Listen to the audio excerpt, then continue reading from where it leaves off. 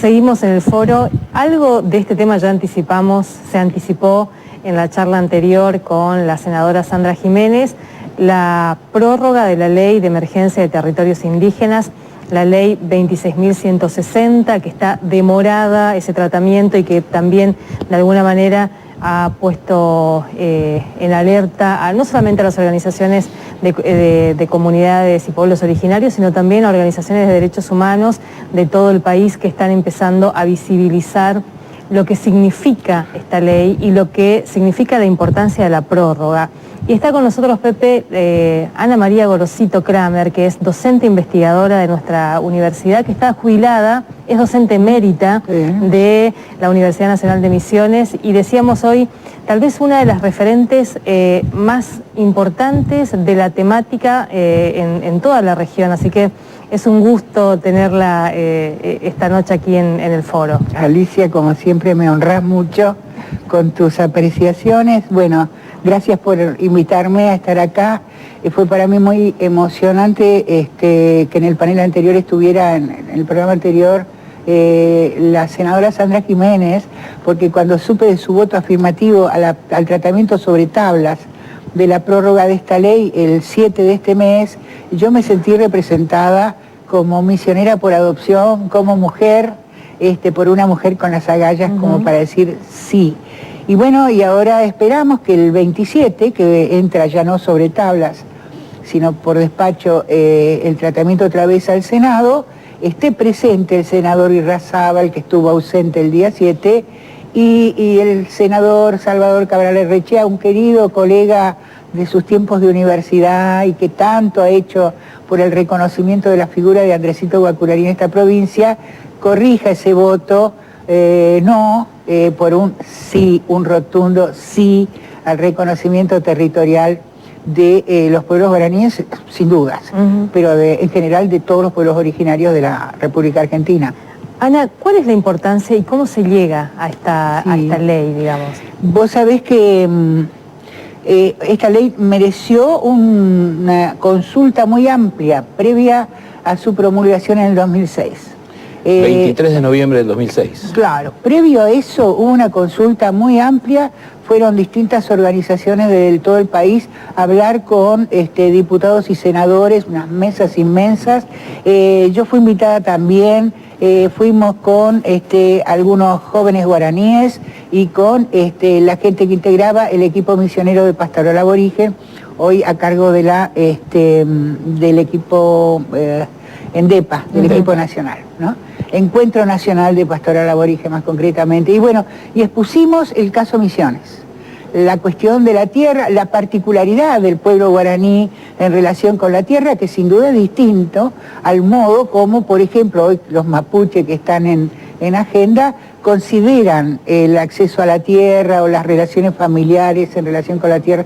Fuimos escuchados con mucho respeto y esa ley finalmente, como usted acaba de decir, se promulgó a fines de ese año. Pero la ley no es un hecho, y toda esta consulta, un hecho banal, digamos. ¿A qué viene acompañando, no? Por empezar, viene acompañando la reforma constitucional. La reforma constitucional, en el artículo 75, inciso 17, si yo mal no recuerdo, mi memoria con los números es mala, hablaba del reconocimiento, es función del Senado, o es atribución del Senado, el reconocimiento de tales derechos a los pueblos preexistentes a la nación argentina. Yo quiero recordar esto, pueblos preexistentes a la nación argentina, porque inmediatamente quiere decir que nosotros no podemos seguir hablando de pueblos indígenas en la Argentina como extranjeros, porque son preexistentes, estaban en el territorio que luego va a ser la nación argentina, antes de la constitución de la propia nación argentina. Esto lo dice el texto constitucional. No hay posibilidad de que esto se niegue, sino que al contrario, implica un paso positivo a partir del cual se van a implementar una serie de cuestiones, ¿no? Pues qué sé yo, la que más se conoce acá en la provincia sería la educación intercultural bilingüe. Viene de los derechos a la lengua y derecho a la propia educación, fíjense. Y aquí la 26.160 que habla del derecho a los territorios, y la ley dice así, que actualmente ocupan. Bueno, para los antropólogos y seguramente para muchos pueblos originarios que han sufrido corrimiento de tierras, digamos, volvamos otra vez, la conquista del desierto y la expansión al sur significó que tehuelche y mapuches ocuparan territorios que luego la conquista vendió como estancia, ¿no es cierto? Entonces eso de que lo que actualmente ocupan no nos parecía justo del todo, pero al menos era un reconocimiento y que no pasa a ser de tierras como propiedad privada, sino de decir, este pueblo tiene derecho a decir que tiene un territorio continuo o discontinuo, que es donde ejerce su cultura, su organización política, etcétera y tal. Entonces, esta ley reconoce ese derecho. Lo que pasa es que tiene un triste destino hasta ahora, un destino incierto, porque ya fue pedida su renovación del plazo de su vigencia 3 veces. Esta vez estamos entrando por 4ª vez en esa cuestión. Y dirán, pero ¿y por qué tanto? Bueno, yo creo que por falencias en la forma como se fue aplicando la propia ley, ¿no? Sí, digamos, salieron de juego en el modo como se organizó la aplicación algunos actores importantes que tenían que haber estado. Ingresan, por ejemplo, y eso en casi todo el país, organismos provinciales que tienen alguna clase de acuerdo con intereses no indígenas sobre la tierra. Obviamente esos intereses no indígenas van a primar, y al primar van a impedir que las carpetas técnicas que permitan el reconocimiento territorial avancen con la debida rapidez. Entonces, sobre la Argentina, de 1.500 comunidades reconocidas por el Instituto Nacional de Asuntos Indígenas, se ha avanzado con carpetas de reconocimiento territorial unas 700, no alcanza el 50%, ¿no? Y de ellas, las que completaron el proceso de carpeta, es decir, que ya está cerrado con posicionamiento geosatelital para ver de dónde hasta dónde, con la justificación histórico-cultural, ¿Y algunas de esas son de Misiones? Sí, algunas son de Misiones. Esas todavía son menos de la mitad de ese 50%, nada más, son menos en un 30% a nivel nacional las que han completado las carpetas. Y eso, digamos, eso no se hizo porque no había interés, porque no había capacidad, ¿por qué razón no se elevó y no se hicieron esas cosas? Esto es motivo cada encuentro de, sobre todo en lo que a mí respecta, digamos, yo soy antropóloga, ¿no? Entonces, los encuentros que hacemos periódicamente los antropólogos, este es un motivo de preocupación, porque conforme la provincia de la que venga, digamos, el análisis, la información, y yo le digo, he estado en mesas redondas, no solo hay antropólogos, ¿no? Hay importantes dirigentes indígenas también. Conforme sea la provincia, la cosa cambia mucho. Supongamos, en provincias donde la expansión, digamos, sojera ha sido importante, entonces ahí directamente el reconocimiento indígena es muy endeble. Nosotros tenemos siempre que pensar, cuando hablamos de pueblos o naciones indígenas preexistentes, estamos hablando de poblaciones altamente vulnerables, empobrecidas, con, digamos, un acceso desigual a los recursos que tiene la ciudadanía argentina en general. Cuando son ciudadanos argentinos e indígenas, tenga por seguro que usted está hablando con población vulnerable y que a lo mejor ve vulnerados derechos consagrados por la Constitución, como es este caso, ¿no? Ana, y cuando se escucha por los medios, sobre todo los medios centrales, digamos, que detrás de la protesta mapuche hay terroristas que vienen y se quieren quedar con parte del territorio, que el reclamo de las comunidades tiene que ver con quedarse con parte del territorio argentino, o no reconocen al Estado, todo lo que se construye y se dice, ¿qué cuestiones habría que aclarar ahí? Es muy cruel ver cómo comunicadores sociales de alcance nacional, que deben ser muy bien pagos, ocultan hechos como el que acabo de mencionar. Esta ley no es un arbitrario, surge de un compromiso de la nación argentina cuando actualiza su Constitución Nacional.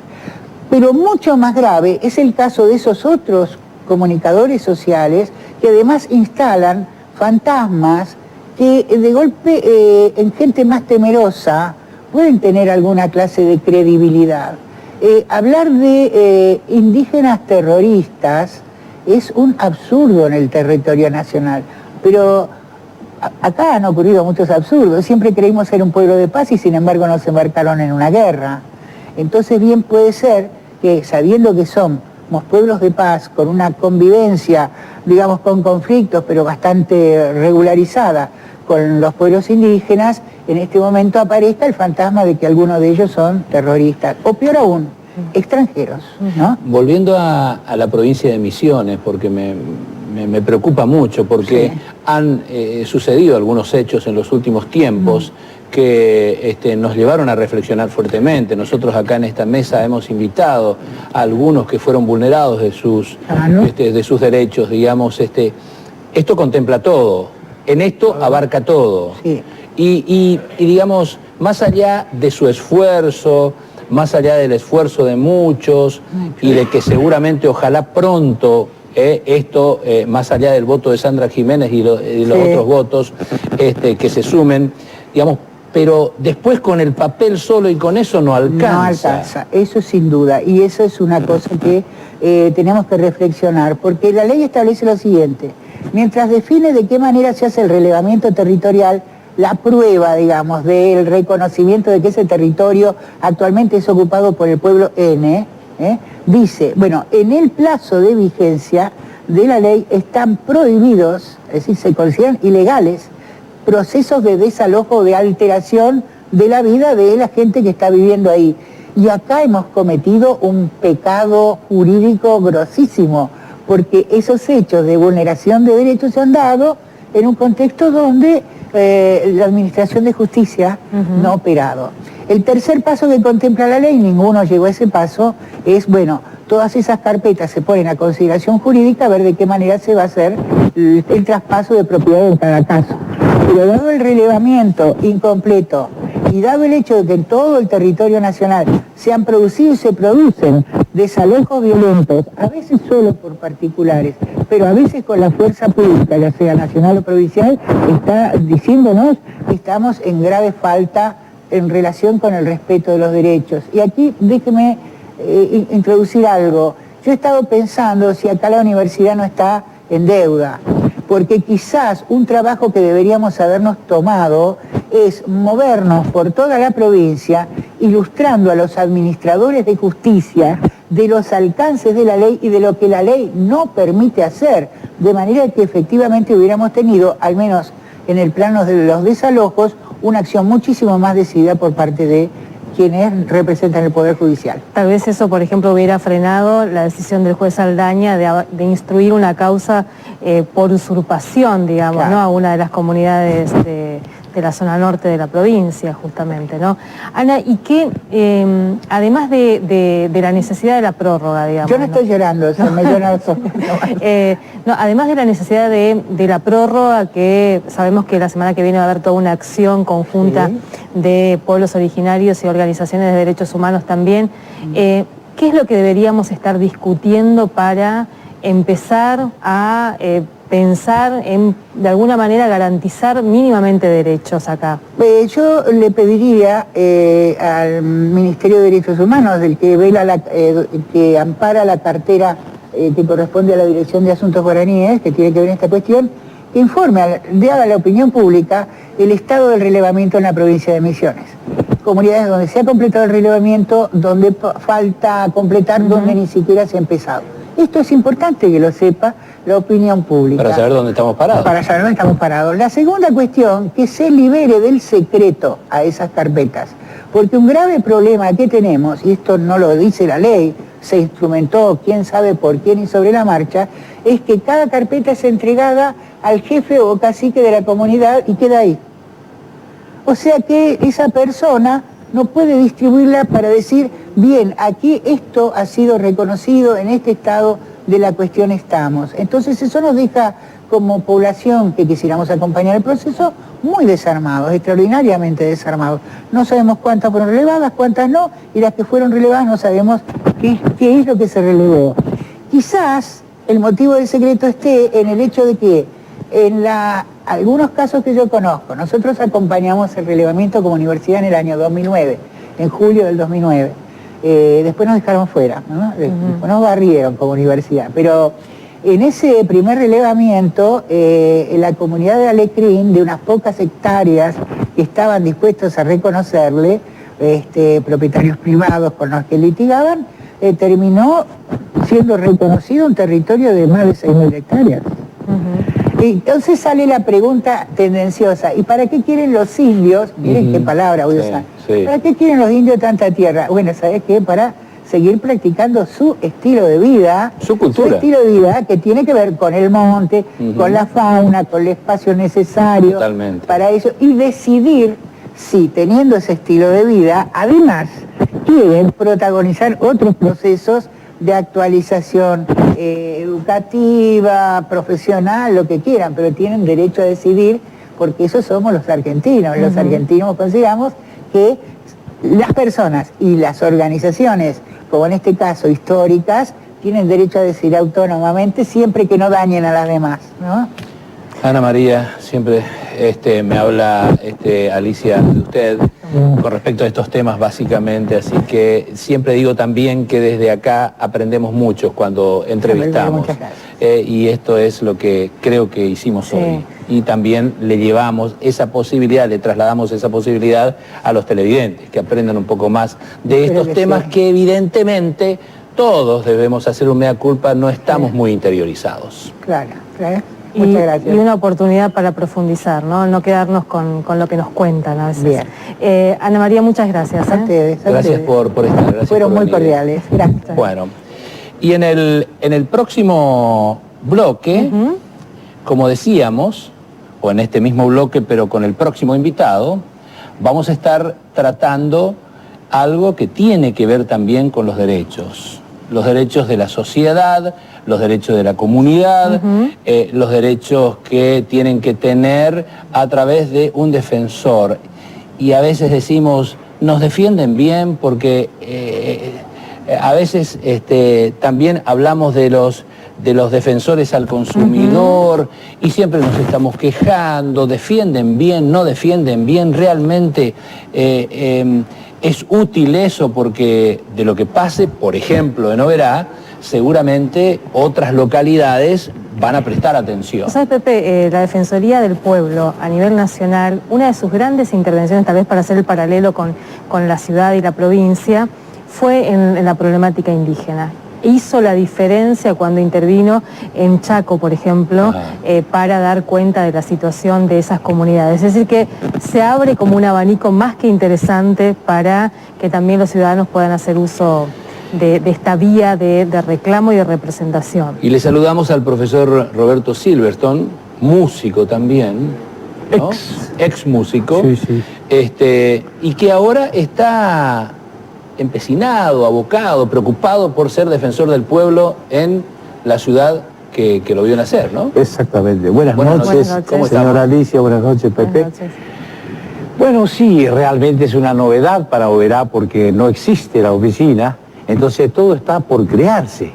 Es más, tal es así que si alguien ganase, tiene que negociar con el intendente y el Consejo Deliberante para dar forma a esto, que tiene una forma medio variada. Parece que, según me han informado, en San Vicente es sencillísimo, porque tiene un solo secretario y un abogado de asesor nada más. Han venido profesores de la Universidad Nacional del Nordeste, nos han dado charlas, ¿no es cierto? Era interesante, ¿no? Porque hacían un planteo muy bueno, porque decía, el que es abogado y quiere ser defensor del pueblo, debe olvidarse de que es abogado.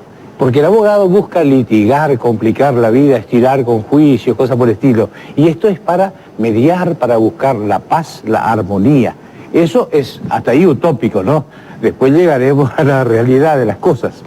Ahora, la Defensoría del Pueblo tiene mucho que ver, como decía la señora, con los grupos que no tienen voz. Porque al fin y al cabo el defensor del pueblo debe ser una persona que represente a aquellos que no pueden ser representados. Porque todos desde el llano podemos hablar, pero no tenemos fuerza.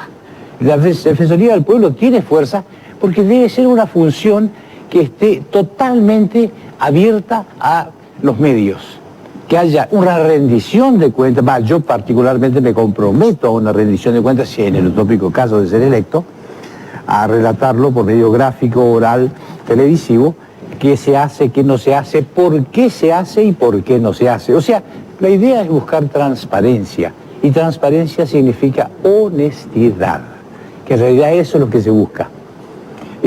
O sea, ahí llevaría el nombre de Cambiemos desde el punto de vista de revertir, pero no hurgar en el pasado, porque el defensor del pueblo no es quien hace justicia, ¿no es cierto? La justicia necesitamos también en nuestro país que evolucione, porque no existe sociedad en el mundo semicivilizado donde la justicia no funcione.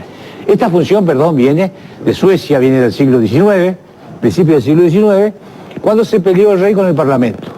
Porque los suecos son muy civilizados, que realmente ya tenían un parlamento que representaba a los ricos. Pero cuando se habla de Carta Magna de los ingleses, del rey Juan sin tierra y cosas por el estilo, se habla de los nobles contra el rey. El pueblo garrotazo y por deber 3 libras, preso 15 años. Leyes severísimas para los pobres. Esto debe ayornarse, esto debe traer... La selectividad del sistema aire. penal sigue siendo hoy en día más o menos parecida. Sí, ¿no? el ladrón de gallina va preso, ¿no es cierto? El que roba mucho no. El ladrón de guante blanco, menos. Ahora, hoy me planteaban, cuando yo justamente hice este planteo de tu visita a nuestro programa en la radio, hubo un oyente que me dijo, porque también hablamos constantemente de que los concejales son los representantes del pueblo. En realidad, el Consejo Deliberante debería ser electo para ir revisando cuáles son los problemas de la ciudad y qué necesita, porque el intendente no es el hombre orquesta. El intendente puede ser asesorado por los concejales. Tiene medio aspecto de apoltronado el puesto de concejal, por lo menos lo que yo veo Bueno, ¿y cerca. qué diferencia hay desde tu óptica, desde el concejal entonces con el defensor del pueblo? Creo que el problema está en que los concejales se deben a su origen político. Entonces tienen una fidelidad al partido. ¿Y vos no te vas a deber a tu origen No, político? yo tengo una fidelidad moral absoluta a la Unión Cívica Radical, la gente de Oberá, porque me ha sugerido, me ha propuesto esto. ¿Y sos militante Pero radical? yo no soy afiliado a ningún partido. Correcto. Yo no pertenezco a ningún partido y me parece que todos, concejales, intendente y defensor, deben estar al servicio del pueblo. Más allá de los sectores políticos de donde provengan. Claro, porque si no, no tiene coherencia, no tiene sentido. Los países civilizados, y discúlpeme, no, pero el nuestro le falta mucho. Nosotros somos el mejor país del mundo, pero el peor administrado, porque esta nación da para 200 millones de millonarios. Y todo país debe aspirar a que crezca la clase media. No podemos tener pobres nosotros, que tenemos un lugar magnífico. Solo la provincia de Entre Ríos, con el agua y la tierra que tiene, podía producir 20 veces más y dar de comer a Oriente. Porque el arroz vale mucho, se come mucho. Los chinos, barbaridad, y los hindúes son muchísimos, ¿no es cierto? Entonces, realmente debemos aspirar a una sociedad mejor, una sociedad más justa, donde haya justicia social, y esa no es mala palabra para mí. Si bien hoy decía justamente en la conferencia de prensa, esa no fue creada por Juan Domingo Perón, sino fue creada por el Papa León XIII en su encíclica Rerum Novarum. También dijo mejor que decir es hacer, si vamos al caso. También habló de no lucha de clases, porque no tiene sentido cualquier política extranjera que no esté adaptada a nuestro medio. Debemos partir de una unión de argentinos. No importa de izquierda, de derecha, de dónde venga, porque lo importante es la coordinación entre las clases sociales y que no haya envidia, sino que haya trabajo y colaboración. Ahora, Oberá, por ejemplo, si usted se ve impulsando algún reclamo de los vecinos. Me robaste la pregunta. Sí, claro. Bueno. Lo que ocurre es que siempre he escuchado, pero nunca he tenido poder. Entonces necesito que se configure la oficina y después en la cancha se ven los pingos, ¿no es cierto? Hay que ver en la práctica. Y esa oficina debe tener un presupuesto, ¿no? Se supone que sí, pero también debe ser recalculado y no tiene ni una cifra. Ajá. Por ejemplo, de estos señores que vinieron, estos juristas que han venido de la UNE, hablaban de que Corrientes tiene 4 oficinas. Por ejemplo, ¿no? Hablaban de presupuesto. Inclusive la carta de Oberá no es muy claro, pero habla de presupuesto propio para inversión. Lo cual me llamó la atención porque al fin y al cabo obras públicas de municipalidad debe hacer eso. No el defensor del pueblo, creo yo. ¿Inversión de qué? Y qué sé yo, es arreglar un barrio, una calle, pero me parece que no tiene sentido. Eso debe hacerlo obras públicas en plena colaboración con el intendente. Ahora, ¿no? nosotros en Posadas tenemos Defensoría del Pueblo. Sí. Ustedes tuvieron la posibilidad de charlar con el defensor, ver cómo es la estructura, cuáles las tareas, la pertinencia que tiene, no, en realidad las intervenciones que han hecho? Simplemente conozco el nombre del doctor Alejandro Cohen, nada más. Ahora, me suena, discúlpenme, ¿no?, si no le gusta, pero a mí me suena a que al ser el mismo color político hay una connivencia que puede bloquear, porque si bien yo creo en la armonía y creo en el entendimiento, pero el mismo color político no permite, porque los correntinos y chaqueños dieron a entender que debiera ser de diferente color, al menos independiente, que sería lo ideal. Ahora, no conozco cómo funciona en Posadas, realmente solo lo sé a través de los medios. ¿Qué repercusión tuvo en Oberá esta idea de incorporar a un defensor del pueblo? Y realmente... Yo sé que tu alocución es, invita a entusiasmarse. Bueno, es la idea, o sea, porque yo creo que todo se puede hacer en la vida con ganas. Con ganas. ¿No es cierto? Ahora, esa idea y esa alocución y esa invitación que haces con las ganas que le pones, ¿cómo llega a la comunidad? ¿Cómo llega hasta ahora a la sociedad? Bueno, recién hemos comenzado. Nunca hay plata, ¿no es cierto? O sea, no hay una estructura, digamos, que haga propaganda. Me ha llamado la atención que en el ET13, la radio indispensable 89.9, ese me recordando el pasado, ¿no? El ET13 en 1963. El programa de Luciano Ferreira, por la tarde, me grabó la entrevista. Y a mí me pareció que era larguísima, me pareció Esperanza de Pobre, más o menos, por 39,6 minutos. Y sin embargo, hasta ayer tenía 1.346 visitas pasadas. Es notable que la gente se haya bancado mi perorata. La gente me conoce, digamos, tengo seguidores y no. Obvio, uno puede morir de aburrimiento y otro le puede gustar.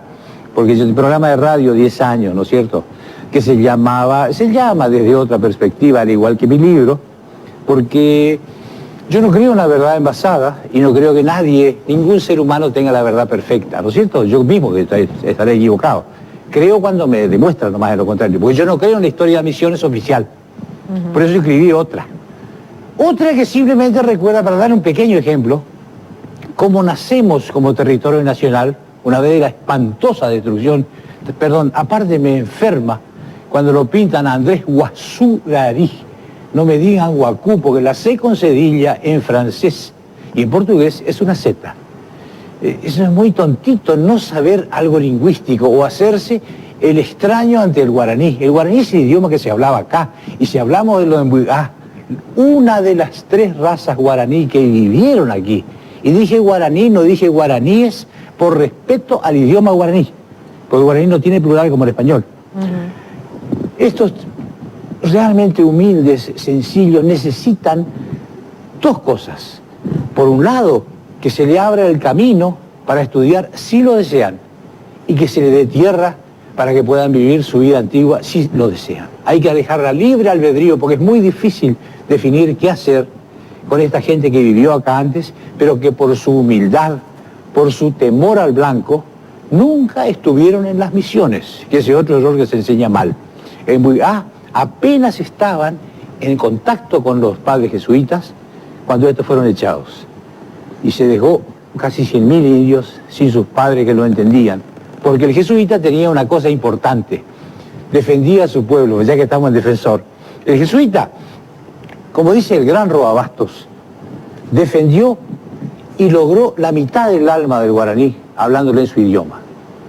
Por eso también escribí las otras dos mitades de su alma. El jesuita lo logró, primero por introducir la música. Porque el guaraní no conocía la música europea, pero le fue muy fácil.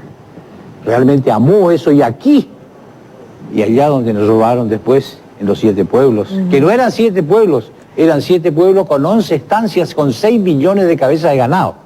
Aclaremos esto. Roberto, sí, se nos termina perdón, el tiempo. Bueno, pero quiero decir nomás, no me gusta cuando algo es injusto, por eso supongo que puedo dedicar los últimos años de mi vida a hacer algo por mi pueblo. Ojalá pueda hacerlo y si no, no importa. Brevemente, en un minuto, dar un mensaje a tu comunidad, ¿por qué querés que te elijan como defensor del pueblo? Le garantizo honestidad, transparencia y hacer lo mejor que pueda, porque más que eso no se puede prometer. Gracias por venir. Ha sido un placer. Hacemos pausa, ya volvemos con el último tramo, analizando un poco lo que ocurría en Montecarlo la semana pasada. Ya volvemos.